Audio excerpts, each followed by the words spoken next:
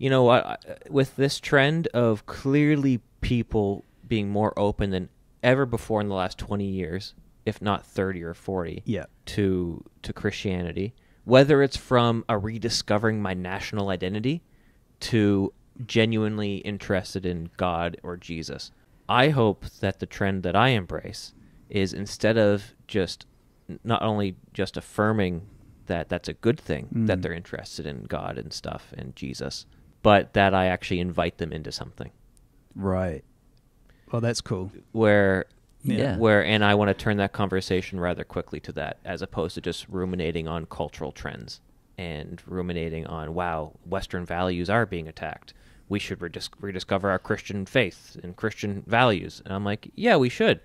Would you like to know Jesus? Yeah, yeah. Would you like to embrace those values? It's pretty cool. And I'm like, because these values do not emerge from an idea necessarily. They emerge from a person.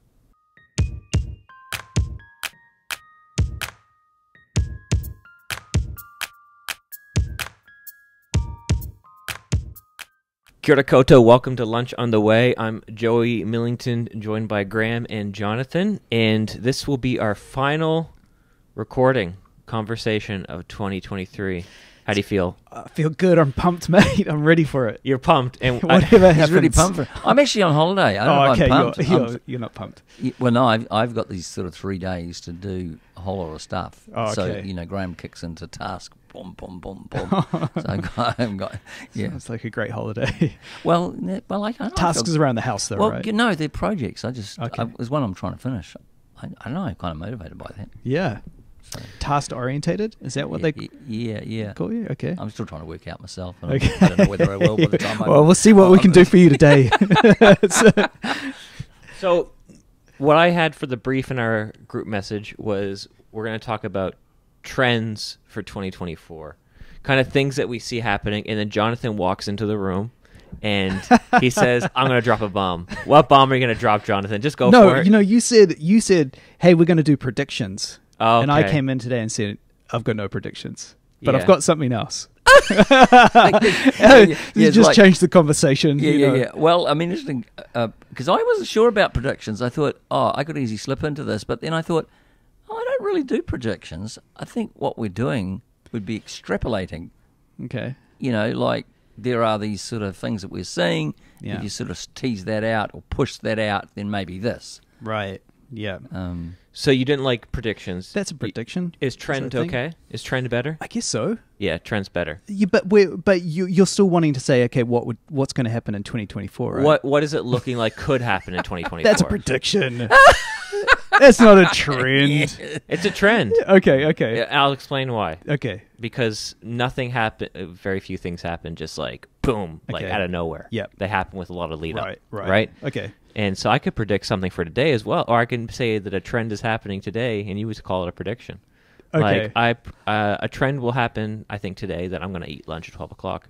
Is that a prediction or a trend? Because every single day I've eaten lunch at 12 o'clock. Well, that's a good question. I'm unsure about that, because sometimes I've been with you lunch and you've not had anything. No, true. So Yeah. Graham, I still think that's a prediction. Yeah. A trend's something where you're looking back and you're saying, I see this kind of Theme. That's it. I see a theme. I see Yeah. a theme and something happening. A prediction would be that is going to continue. Yeah. Because you don't know. No. Maybe it won't. So you're predicting, right? So yesterday, So we're doing we're doing both. We're doing something. We're looking at themes and we're predicting. So I was in Graham's office yesterday, and I was in conversation with Sam Burrows, a two-time guest on this podcast, and Long-time listener. long-time listener. He was in your office, and That's right, because Hi, Sam. I said he could. Well, that was his office then. It's my office now. Yeah, he's a sense So I of said he could ownership. come and he could use the desk. Yeah. All right. Sit in the corner. You So sit in anyway- the corner, face the wall. Yep. I chatted to him, and then near the end of the chat, I said, "Oh, we're doing this episode. What trends or predictions for next year do you have?" And man, he was ready to go. Really? He was ready to go. Sam, what a geek. And Dude. Sam, I hope you listen to this. Sam, He will. you have a holiday, mate. and I told him, He's said, extending himself to Australia. He's getting warming up for Australia and his grand ministry in Australia. Yeah, exactly. I told him, "You're welcome to come. 9 o'clock tomorrow. Let's do it." And he said, "I have a haircut. I said, "Are you serious?" I'm like, "Your hair looks fine." He's like, "No, man, I need a haircut before Christmas." And I'm like, "Okay." So he sent me a photo of him in the hair chair. What's he getting, a trim, or is he getting it full cut off? He's getting color. He's got color. He's got color. I knew that was happening. I don't know too many highlights. You're getting highlights, Sam? I'm showing you. Looking good, mate. Is he having his nails done too? Graham, that's not very progressive of you to That's say. a prediction. No, right, that's a predicted trend. Yeah. Anyway, so what he did, which is great, was he sent in a voice recording of his predictions or his trends. Yeah. So what I thought we could do at the start, and then we can maybe just riff off of them. Okay. And he's got three. We'll do three, all right? And we'll just see how it goes. And these are general cultural and church-type trends, if you will. Cool. So you didn't listen to anything, Jonathan, did you? No, I did. I listened to one that you sent through. Okay, so that was your friend Sam. Yeah, talking. That was Sam. All right, friend Sam. Oh, Sam. All right, are we ready? One sec, I got to see if Is this going to come through? It's going to come through. Okay. You'll hear it loud and clear. Here we go. Well, good morning, guys. It's your old mate Sam here. Sorry I couldn't be there. I've got a very important meeting on that I couldn't get out of. But Joey's invited me impromptu to offer my predictions for 2024, so I thought I would give them to you. Got two good and two not so good. So two good predictions. I think we're going to see a continuation of Christian institutions working together. We've already seen a little bit of that, but I think there's a sense in which people are realizing they need each other, and so churches are willing to work more with organizations like Laidlaw, etc., which is really cool. So I think we'll see more collaboration and using the brilliance of each place. There. All right, that's number one. I'm stopping it there. Oh, okay. Cool. So, and we'll go back to back. Cool. So he's saying there's more collaboration that's going to happen in the future based on the past, probably. Thoughts, Joey? My thoughts initially are, yeah, but my question is, why? Why is there more collaboration now? And I think it's very clear, especially with the conversations we're having from this institution to other places, and also within interdenominational stuff going on, people realizing that they need to either be denominationalized or networked to kind of get through the period of time that we find ourselves in. Right. And it might be because people feel more external pressure within the church and outside the church, especially after COVID. And there's a sense of I think there's always been a sense of scarcity mentality in New Zealand around church, of like, oh, we're quite small, we don't have a lot of resources, so we've got to work together. And I've seen that practically in certain strategic partnerships and alliances and larger churches kind of amalgamating in smaller churches into larger churches because they just don't have the budget anymore to kind of self-sustain. And I think he's right. You're going to see that more and more, but I don't know how it's going to happen. What do you think, Graham? I think it's more of an external pressure than a kind of internal value. Oh, yeah. So I think, because what we're talking a little bit about is, well, is it? It's not ecumenicalism, but it's a form of it. Yeah. And I think that actually we've seen this in the education sector in terms of theological or ministry training in New Zealand, as the government has put in more and more controls or it squeezes smaller institutions. So you just can't load it up more and more with administration. So they're squeezed, and then, of course, they just... So it's an external pressure. In terms of the church, I'm not sure that the bigger churches yet are moving out beyond feeling they need others. There will be exceptions to that, probably. I don't really have an opinion on this because I haven't been in that space, so I'm not sure. Yeah, he would see. Yeah, he would see a lot going on, I think. Yeah, Sam's well connected. Well, it's Graham's super connected too. I think that's he's seeing this that's sort an of interesting in terms pushback. of the schools. So he's seeing that. Yeah. He's probably quite close to Roshan, so he's seeing through those eyes as well. You're probably more keyed into the pastors, though. Yeah, I'm probably more at the ground floor, just what I'm saying. Yeah, so that's pretty interesting. Well, CFCL, Center for Church Leadership, which is just kicked off really the last year and a half, is essentially a collaboration and cooperation type movement. Yeah. Well, yes, I hope so. Yeah. And I think part of that is the way that you do it. Do you lean into the space, or do you say, "Look, we've got the best show in town, come along"? Yeah. And so I think there's two quite different postures there. Yeah. Right. So I think if do you think those are still settling? I think they're probably still settling, because I do think there is a philosophical frame around the way in which we do that, and I am beginning to see that. Now, for example, here next year, a couple of the, well, it's not necessarily name, but a couple of the pastors around here, and one in probably the biggest church. Yeah. Wow. Want to kind of come beside Laidlaw, and Laidlaw be the centrepiece in the sense of a meeting place to bring all the pastors across the West here. Oh, yeah. Now I see that as a collaboration. Yeah. Right. That's Whereas cool. 10 years ago, I thought of, gee, that would be great to do that. Yeah. But there wasn't the will to do it. Yeah. So that's where I think Sam's right. Okay. Yeah, but that's a collaboration, kind of Yeah. how do we work together? And I think that's really important, the way that we do that. Yep. If it's about just, like, I can put on a better show than you, then what's new? Yep.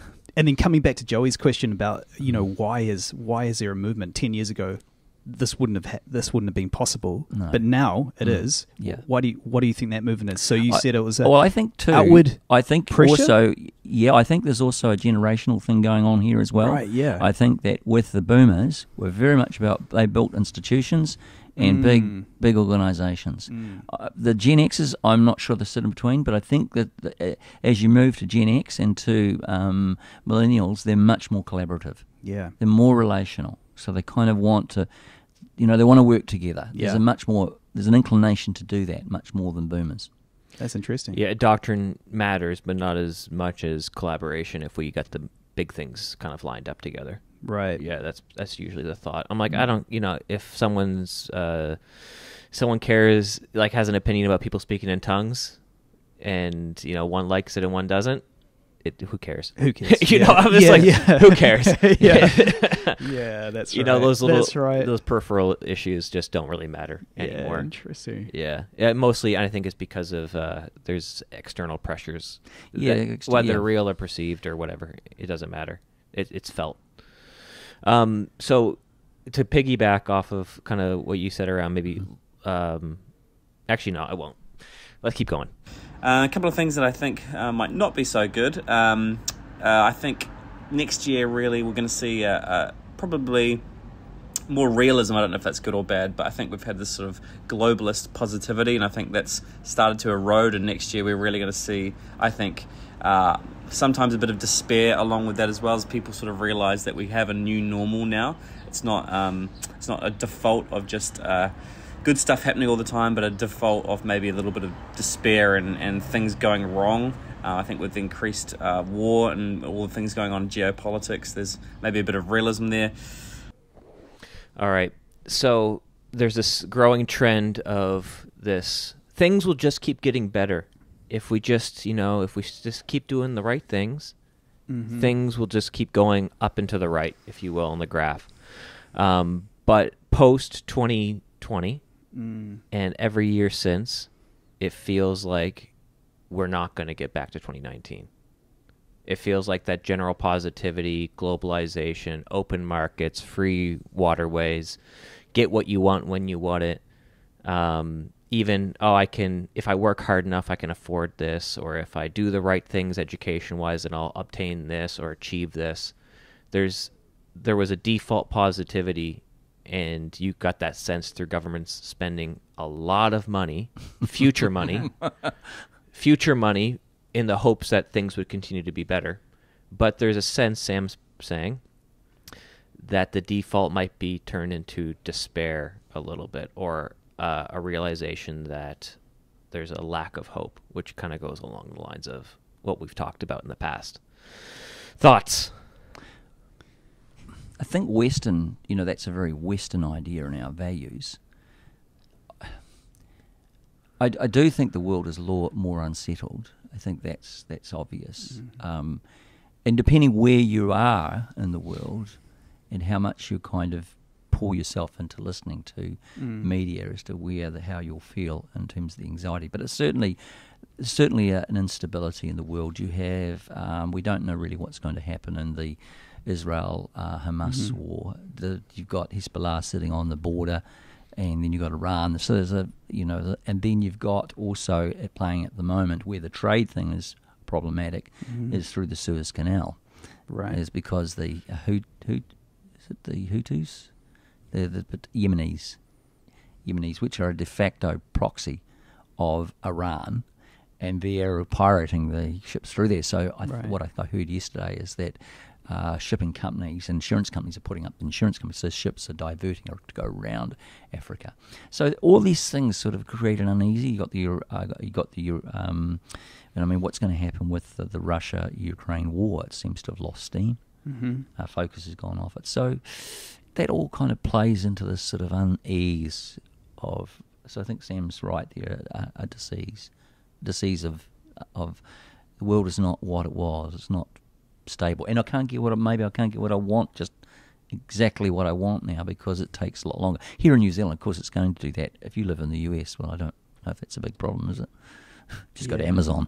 No, but even in the U.S., like it's not just. I think it's a global thing. Even in the U.S., you have people who clearly got quite wealthy the past 3 years because they're quite smart financially, and they capitalized on the cheap capital to then turn that money into more money with inflation, and so they really capitalized on things.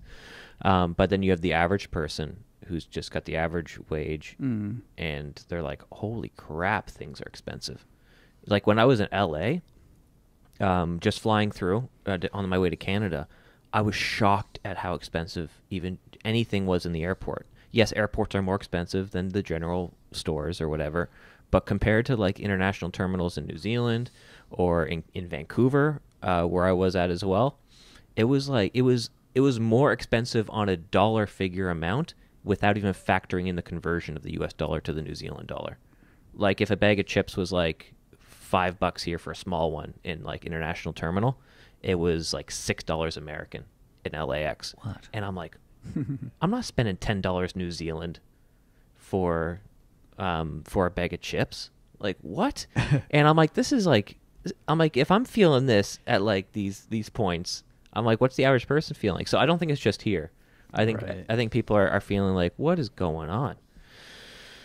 What's your sense, Jonathan? Oh, I don't know. I don't know. I don't know. Yeah, I feel torn. I feel torn about what it's. I guess why I'm feeling torn is that I think we're so bought into the progress and that everything will be okay that people will continue to think that. Yeah, that's my feel, and that the people will adjust and people will just keep on getting on with life. And put their hope in policies and governments and things happening. I don't know if there will be any more despair. I really don't. I just not any more despair than there is now. No, and I think people will just get on with getting on, and not question if the underlying narrative is right or wrong. Can I give you some insights into the episode I listened to yesterday? So, unfortunately, my 2024 predictions have been tainted a little bit because of me listening to Mark Sayers' 2024 trend predictions. And one point I just want to bring up that he's mentioned, which parallels to this, is he says that the 2015 to 2023 was what he called the age of anxiety, where the narrative of a free liberal society that was progressive was kind of having holes poked in it slowly, and people were just like, what is going on? And he said, well, the election of Trump, people were just like, I thought things were just going to keep getting better, and then so things weren't always better for everybody? Why would somebody vote this person in? That's what he says. And then people kind of voting way differently than they thought, and coalitions happening that came out of nowhere, and also obviously COVID and all that kind of stuff from 2015 to 2023. He says that then made people, I think what Sam has just articulated, which Sam gave these predictions before the podcast was published, so Sam's no footnoting required. But what he said is, yes, despair or like a dissonance between what was and what has happened. But what Mark Sayers says is he thinks that next year is going to be the beginning of the age of anger, and he's already seeing it. Where you said, Jonathan, that people just get on getting on. Yeah. But if I look at like the stages of grief, and but you move through it. Yeah. At one point, you do get like, if people are, I actually think over time, I think the past decade or two, people have put way too much faith in their political leaders and governments to solve their problems. Not to say that they couldn't solve some problems, but to basically be the silver bullet solution to all my problems, was misplaced. And I think people are actually realizing that, and you're seeing more protest voting. It doesn't matter if it was a right-leaning government, they're swinging hard to the left. And if it was a left-leaning government, they're swinging hard to the right, all across the past year, and then the elections coming up. Yep. So he says we're going to move into 2024, the year of anger, where people are like, and protest, and people are really ticked, and it's gonna manifest itself in the ballot box with really intense swing voting. That's when I say a worry, I mean it's a worry. Yeah. But if there's a concern that I see is the increasing levels of polarization between the left, but the pushing to the left and the pushing to the right, and that makes me feel uncomfortable, because I feel like we actually need the space in the middle. We need to talk. Yeah. We always need to talk. Yeah. So, and there's wisdom in them. There's wisdom as we do that. Yeah. But if we polarize out to the left and the right, then that's the anger will fuel. Mm-hmm. Because there's a shouting across the other side to each other. Yeah. Not a listening. Yeah. Exactly. Yeah. So I think I can see that happening here. I don't want it to happen here. I hope it doesn't happen here. But as we see the American, the Trump emerge again in terms of probably that he's going to be the Republican candidate, and then you'll have Biden. I mean, that's just going to polarize. It's not going to be pretty, I think. Mm. Yeah, well, so and I don't want to be affected by American politics. Actually, it does. To bounce off of that, so there's that potential trend or swing from despair or sadness of the last 3 years to anger. Yep. Which seems like a historically natural step. You go from like, what the heck just happened the last 3 years to I'm angry now. You know, that makes sense. What I think could happen is when people have misplaced their faith and trust in a misplaced or inappropriate transcendence, which I would say government is an inappropriate transcendence. They should not be the God in society, clearly not. I think what could happen, and potentially pray towards it happening, is that people would see God again as like, hey, I've placed my trust in politics and it's not working out the way I thought it was. Well, what's higher than the government?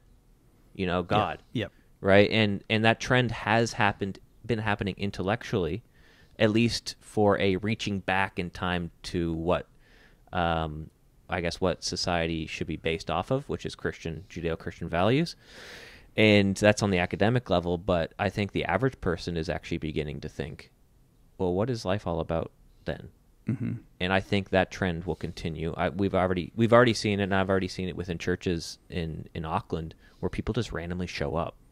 No real connection to church, no real connection to maybe a distant relative with faith background, but they just show up and want to talk to a pastor. Yeah, and pastors are like thrown. They're like, "What the heck? I have not seen this like this before." Yeah. That's true.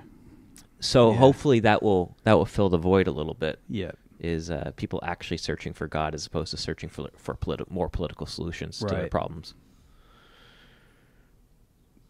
Right. Yeah. What's his next one? All right. His next one, I don't know if we can actually talk to it very much because I haven't done youth ministry in like 6 years. But here we go. And I do think, I'm a little bit involved in youth ministry, and I do think we're going to see some collapse of some of the old forms, and that's going to be really hard, but I think it's going to force us into doing things like youth ministry differently. So there's some of mine. I hope that's not too long. But yeah, thanks for having me on, guys, and Merry Christmas, you filthy animals. Your hair looks great, mate. Can't wait to see you, Matt. You filthy I'm animal. Not Matt, I'm Sam. Is that a Home Alone 1 reference? You filthy animal.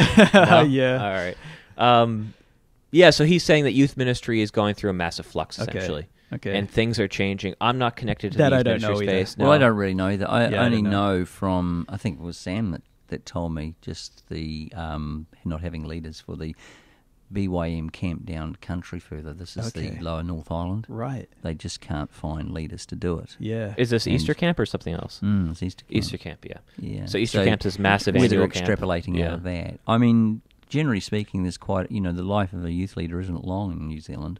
Right. But then we're They're seeing... so valued, though. Yeah, that's right, Dude. yeah. But we're seeing that, I mean, shouldn't be surprising to another trend, which is, those feeling called to pastoral ministry. We have quite a big gap occurring in New Zealand where there isn't people going into pastoral ministry. Right. That's and that trend, I think, I noticed that 10 years ago. Yeah. Because people say, oh, you get rung up, have you got somebody we can have? And actually, I don't want to be really sort of a cold flannel, but no. And so churches sort of thought the places like this would just, pump them out. Well, yes. So it suggests a much deeper issue. Yeah. Yeah. Which is it's a much deeper issue across the church. Yeah. But That's just so interesting. I haven't. Yeah, I was a youth pastor in 2015 to 2018, and that was in Canada. And even then, I noticed a shift from when I was in youth ministry, when I was a youth in youth ministry. And because I even felt it with myself, where the early 2000s model of let's just do a crazy event with something disgusting that will get the kids going, ew, and then we'll have some intense games and music. It's so true. It's so true. And then games and music, and then we'll just have like an intense message and response, rinse, repeat. Every single week, or you collaborate with another youth group and you do it like once a quarter or something. Call it a cool name, like Ignite. Yeah. Consumed. Something cool, man. Maverick. I don't know. But even then, I was just like, in my heart, I was like, but I have deeper questions that I don't feel like getting answered. And for me, it was the question between like religion and science when I was a teenager. Right. That was the big one for me.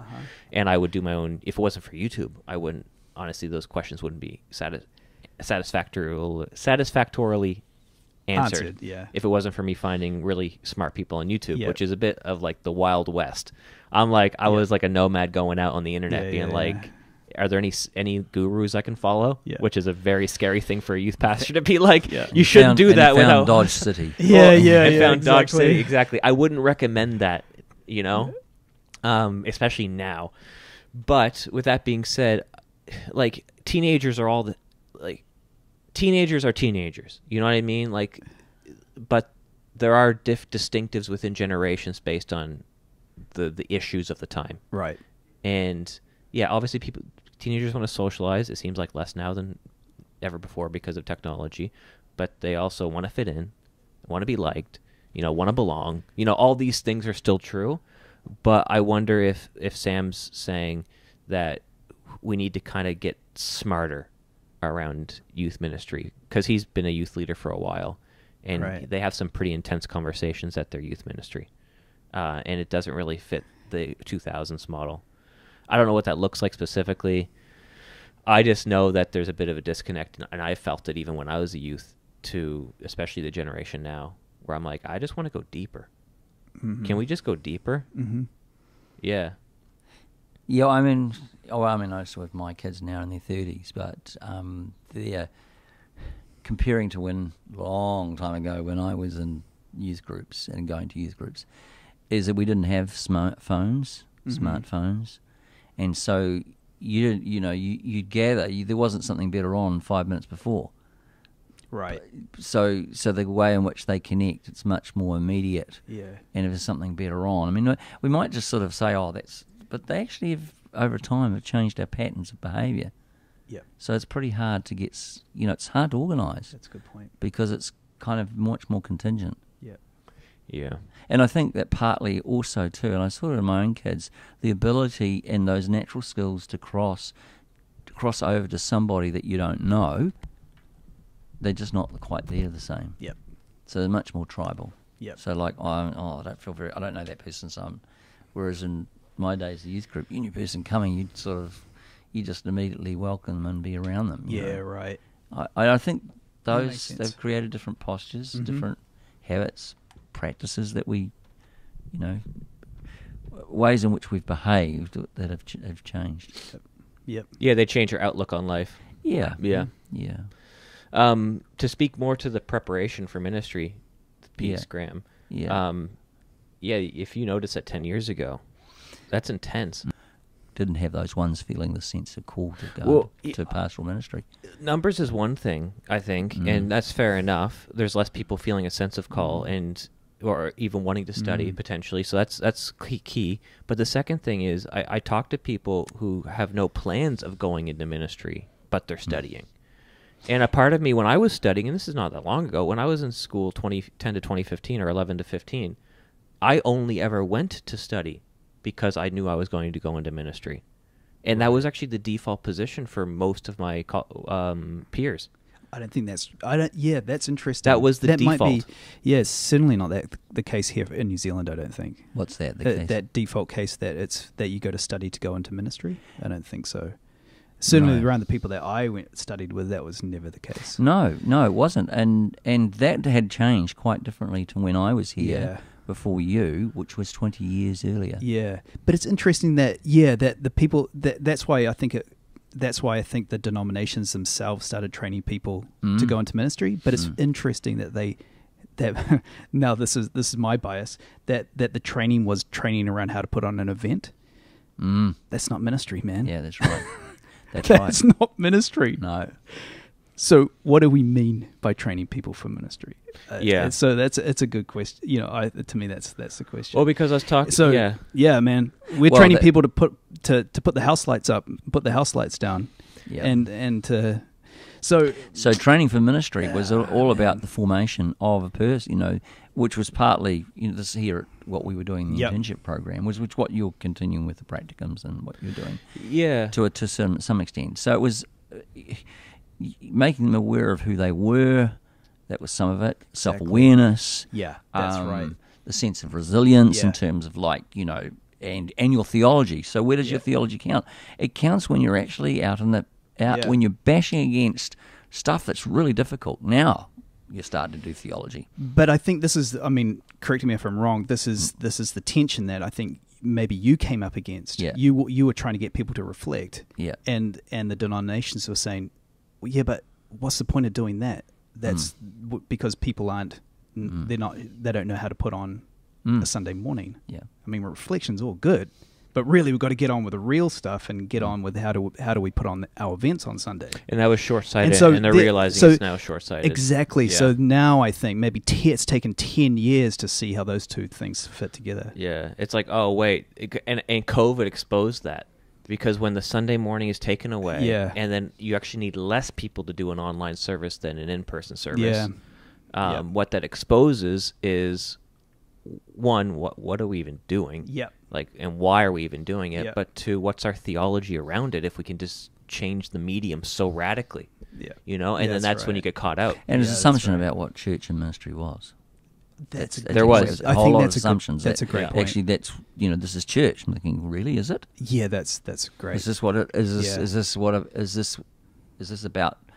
So it's about much more about the event rather than people. Yeah, and here I come back to Mark Sayers and Sam's predictions about anger coming. Maybe that could be a prediction for next year. Mm-hmm. So how do we train people to speak to people's anger? Yeah, that's the movement of ministry, and that. So if we move into now to what are our predictions, and my prediction would be I don't want to give a prediction. What I want to give is I don't want to do that because what I think there's something radically. It's not about seeing a trend and saying we're gonna see this move into the next year.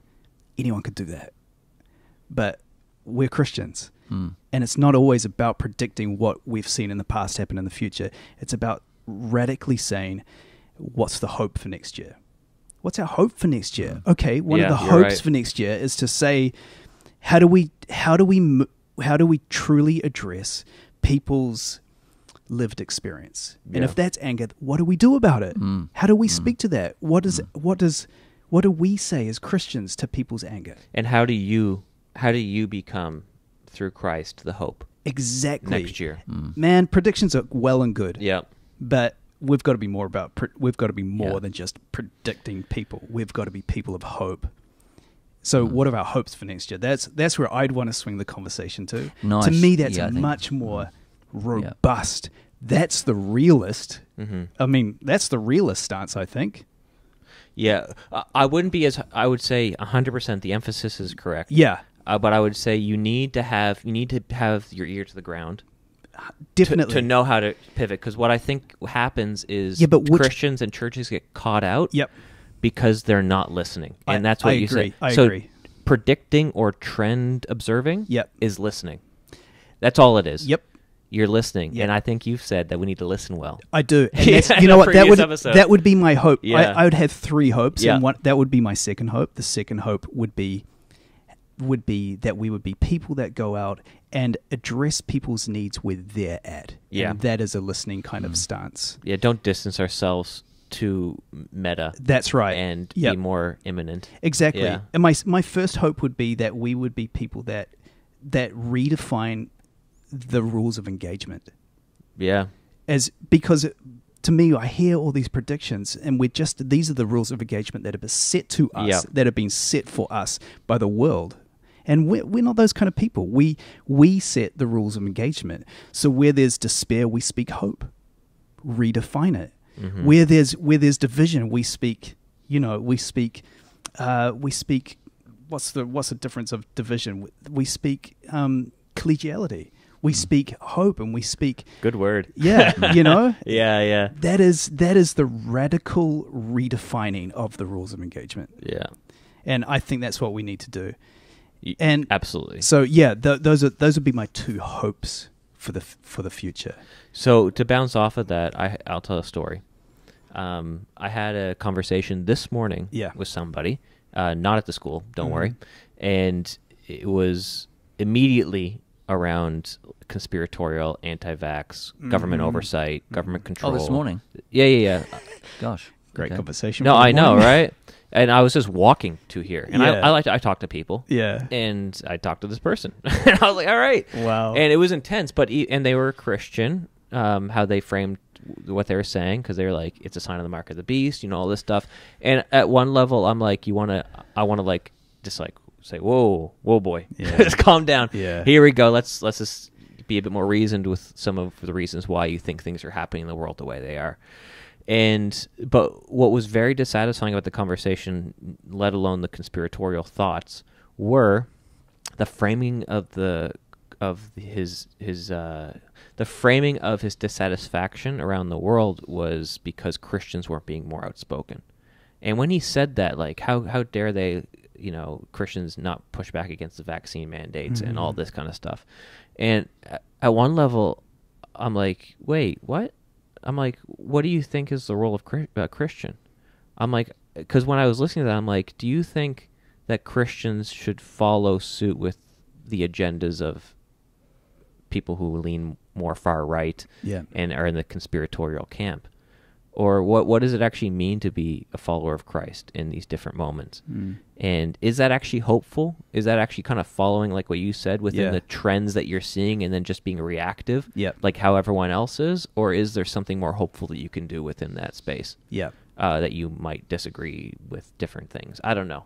But I thought the same thing that you just articulated. I'm like, this is, you're following a narrative that I'm not entirely certain is how Christians is the narrative Christians should follow. So that was just parallel. I think that's interesting. So with that being said, Graham. I just struck me as just how people get caught into a particular, so he's not just come out with that himself. He's been surrounded by a community of people that have generated that narrative. And it's not hopeful. No. It just sees it in a certain lens and it wants to blame somebody.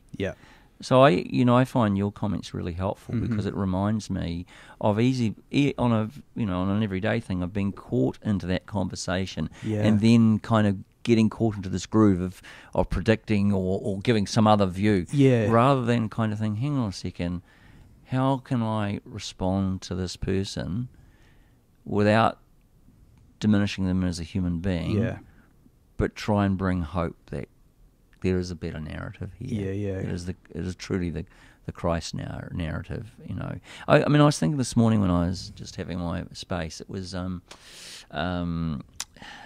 was it from Isaiah? And it really just struck me this morning of just Advent. And started thinking about, I mean, some of this is history too, Heraclitus and some of those ones thinking about, the word, not the word, the Logos. And the Logos, all creation is being revealed in the birth of Christ. It's like, I was trying to get my head around that this morning. That's hopeful. But so it generates hope. But so I'm reminded in your response, just saying there, of just pausing a little bit and trying to, because I find those conversations quite difficult because they get me a little bit annoyed. They do. It was very difficult how come for me, but they're just subject to a voice that's out there. They are, exactly right. So, and that's a difficult part. So, okay, we're both Christians, but it seems that we're on quite different tracks here. Yeah. I mean, I've been super inspired by going back and reading like Paul. Really? Hey, I'm going to shock you guys. Hey, I read Paul and I was really Did inspired. you feel like God was talking to you? I did. I actually did. It's funny. What is scripture? Yeah. So what were you reading? Man, you know what? It's just something really small where they're talking about the who's a slave and who has power and all this kind of stuff, and Paul just cuts right through the whole thing. I mean, if we're talking predictions, they would say that's going to carry on forever, and we just be a better slave and be a better master, which Paul does say. But he also then undercuts all that, and he says, you know what? Here's another narrative. There are no slaves. We are all equal. We are all equal in this sight of God. That is like, he gets right under any prediction, any trend that that we ourselves could see or predict the future is going to be. He just cuts through and he says, man, there's a whole different narrative going on here. That is the narrative that we now live out of. So it's great. Listen to the people, watch the trends that are happening, but know that that is not the full story. No. And it's not even that you should be a better person inside of that. It's that there's a whole nother narrative going on that as Christians we should be speaking and living out of.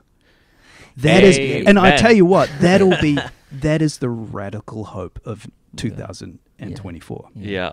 And if we can't tap into that, we have nothing to offer. Nothing. Yeah, it's good. It's a good.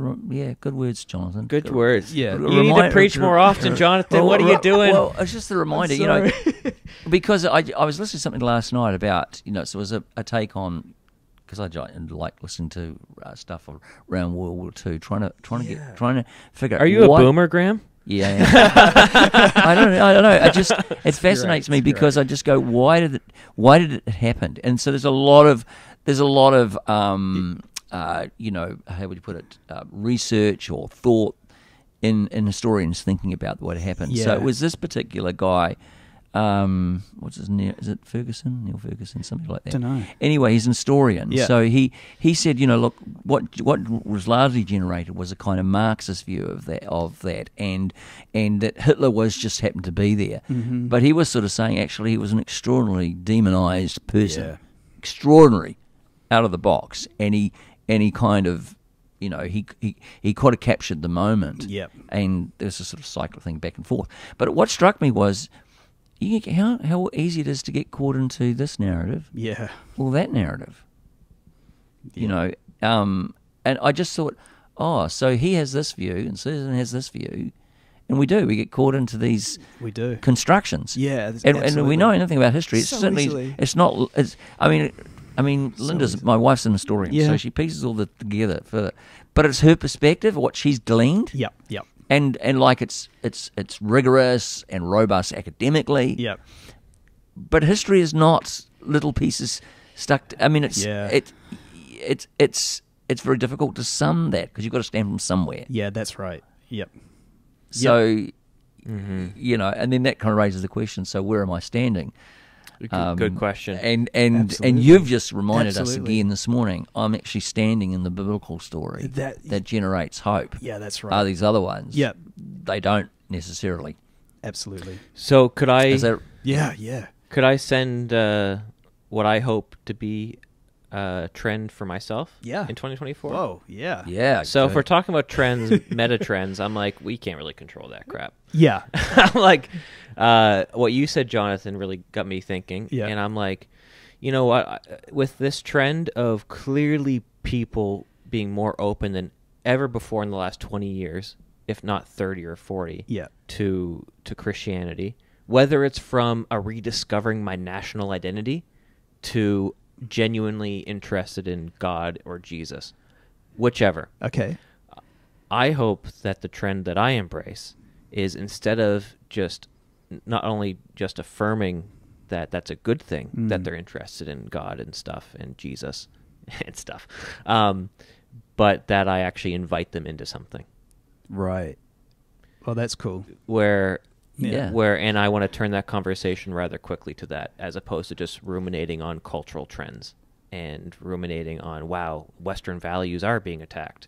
We should rediscover our Christian faith and Christian values. And I'm like, yeah, we should. Would you like to know Jesus? Yeah, yeah. Would you like to embrace That's pretty those cool. values? It's pretty cool. And I'm like, Yeah, because man. these values do not emerge from an idea necessarily. They emerge from a person, Yeah. right? That's pretty cool. And because Yep. I agree with you, but others don't. No, for sure. I know that because, from what we're listening to, one particular guy, it was about this. Yeah. Right. About the Christian story. Yeah. And so his argument was, well, I don't think he's the guy the Russian that lives in Britain, younger guy, does a podcast. Oh. I can't remember his name. I don't know. Don't know. He does a popular podcast. He's quite good to listen to. Okay. He's a Russian. He's Russian born, Oh, okay. born in the Soviet Union, but then lives in Britain, and Anyway, what's he saying? Don't know. I can't remember his name. But basically, he was saying, because he was interviewed by some Christians, and he said, well, I simply don't think that you can have values, but you don't need to have. The Christian story to back up. you Yeah, can the have moral, those values. the moral Yeah, argument. yeah. Well, Okay. And I'm that going, materialism can also give rise you to don't need moralism. yeah, Morals. yeah, Okay, interesting. Yeah. Well, the reason Yeah. why I But I do. yeah. I think that everything do. stems from a story. Yeah, I'd say good luck with that. And you can receive it through Yeah. You can receive it through osmosis, but that's just awareness and education. It's not transformation. Yeah. So I think what the West does. Well, I think Tom Holland in his book Dominion shows exactly this. Yeah. That moral shift and change on the stories that you've they embedded do. yourself in. They do. And materialism, if it wants to know it, if it says it or not, is actually a narrative of what the world is about. There's no doubt about it. But it's a faith stance. What I hope that the church doesn't do, if I could give any advice humbly, is I hope we don't in 2024 just continue. We gotta. Oh, wow! You got to take that, Graham? No. That was Sam calling back in. Oh, it was? We'll get back to you, Sam. What I hope the church doesn't do, we'll be done in a few minutes anyway. I hope the church doesn't continue their campaign of awareness and education over transformation. Because I think, Oh wow, that's cool. That's interesting. I like that, Is it- man. I think That's good. a lot That's of good. a lot of the band-aids we put on things is, and for our discipleship, which I think we've been caught out a little bit. Yep. Is we just need to teach people more things. And I'm like, yeah, I'm a part of Clearly it. that's true. I'm a part of an educational institution. Yeah, totally. That is very true. But you can't forget that, and this is where Karen Kemp, one of our guests, prophetically spoke in. True. You can't forget that knowledge of Jesus isn't the same as knowing Jesus. That's great. And I'm like, and Yeah, that's I think more, It's and al- more, and it's I think always more a- and more that is and, so and that's true. always Yeah. a danger of Yeah. which I think play into these sort of things of relate to the way we embody the faith Definitely. Yeah. and not just perform it. yeah. Yeah, that's so right. So I don't know, it's as much as sitting down with somebody and showing them something, but what's really important is them, Yeah. and their formation, who they are, what's in, rather than just playing to a kind of knowledge thing. I'm not saying this very well, but no, I hear exactly what you're saying. Yeah. And then, so jumping off what you just said, Joey, what your prediction is or your hope for yourself. Hopeful personal trend. Yeah. Here's my hopeful personal trend, that a renewed call back to holiness. Oh, nice. You're sounding Wesleyan now. Yeah, I'm really. It does. I know. I scare myself sometimes. I'm like, hang on a minute. This renewed sense to, it's not what goes into me, it's what comes out that truly shows people and shows myself the person who I am. This renewed commitment to a holiness towards personally following Jesus. And I think when I hear some of the people that I listen to and I respect, and they're incredibly smart, and I love listening to their ideas. But it's what they say in the gaps in between, and mostly what comes through is this deep commitment to meeting with Jesus every day, and being personally changed by a relationship with Him. And I think, just picking up on what you were saying, Joey, it's not about just accumulating more knowledge, which is what I think we can just do. Listen to podcasts like this. It's about taking the time to find out who Jesus is and meet Him personally. Yeah, that is the commitment to holiness, and that will change everything, I think. The gospel. So that's my commitment. I got a little story, and I'm putting myself on the line here. Yeah, but do it, because I think this is what you're talking about. But it really is this. When I drive into church on a Sunday, often at traffic lights there are people asking for money. Oh man! Okay, so true. I know. Yeah, and I was with actually friend Mark Ewan one day. Yeah. We were coming back from something, and he wound down. This woman was, she was pretty rough looking. Mm-hmm. Wound down the window. She was looking for money. It was Mark's response to her that really challenged me. And I said to him the other day, because we went into the city, and I just went no, and I reminded myself, I'm going to actually change my posture here. Because I read that and go, they're just doing this to make. Yeah, they could be working, Yep. And I felt quite challenged. It's a lot of going, I think I'm going to change my posture. I'm just going to make sure I've got some coins in the car, and I don't care who they are. Yeah. But I'm going to try and make a deliberate effort to just give something. Yeah. And that's not about necessarily any agenda for them or who they. Yeah. It's actually a kind of way of. I think that's what you're saying. Yeah. It's definitely an outworking of it. So I put myself on the line now, but it's good. But it's that feeling, that challenge. To be truly Christ. Yep. To grow in Christ. Yep. So on a personal level, that's kind of just something I'm going to try and do. I think it's great. The Gospel of Matthew I read this morning. My true mother, father, brother, and sister is the one who does my will. Yeah. It's like, who's my mother and brother? Sister and father? Are you being, God's will in the world? Mm-hmm. Yeah, no, I have a difficult... if I go to Pack and Save or Countdown and I see somebody who's clearly homeless, I can't leave the store without buying something for them. Wow. Oh, do you? Yeah, I can't. See, people like you... It wasn't always I like need that. to be around people like that because they challenge me. Absolutely. It wasn't always like that. Right. Only the past year or so, because I would fit into the narrative of busy hustle culture, and I'm like, I'm too busy to have a conversation with that person. And I'm like, there's cooked chicken in there. I'm like, this will supply them for like 5 meals. Yeah. I'm like, what's it, like $8? Yep. No brainer. That's awesome. You just got to do, and it's so small, and then usually, sometimes, not always, a short conversation comes up, mm-hmm. and then you realize that they're people. Yeah.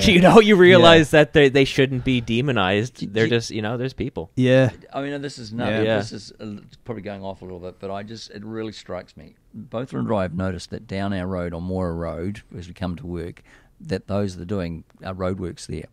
And for the last 3 weeks, they've been, the stop-go sign people and the worker. Smiling, and waving. And I got up again this morning on that because my motorbike's not very fast, and the go had come up for quite a while. I was thinking, I don't turn it, stop, and I'm going like this, and the guy's smiling, going like this. But I just thought, isn't it interesting the way in which we respond to another human being can just it changes things. Yep. Yeah, better than a grumpy, but the smile, somebody must have said something to them. I don't know, because they all do it. Yeah, and it suddenly changed. I think, what's going on? It's so interesting, eh? I think that's changing the rules. That's what coming back to it. You know what I was saying? That's changing the rules of engagement. Yeah. And you think, oh man, that sounds so like nothing. It can't do anything. But reading like Tom Holland's book about the beginning of Christianity and how it infiltrated into the Roman culture. What changed is that people saw a group of people living completely differently than everyone else. Why are these people just going up picking off babies off the rubbish pile when we throw them away? Why are these people willing to go the extra mile when we've only told them to do this? These are just crazy little habits that Christians started picking up and doing, and it changed the whole society around them. But it has to start with us changing the rules of engagement. Yes, I really like the line that changed the rules of engagement. That's just a great line. Yeah. But when they're steeped in a culture that has a different morality, a radically different morality, it's not education, it's not awareness only, it's transformation that results. Yeah, in that's the change. Such a good point. Because if it's just education and awareness, the biggest gravitational pull will win every time. It's great. Yeah. All right, we done? Yeah. Yeah, it's great. All right, there we go. See you in 2024.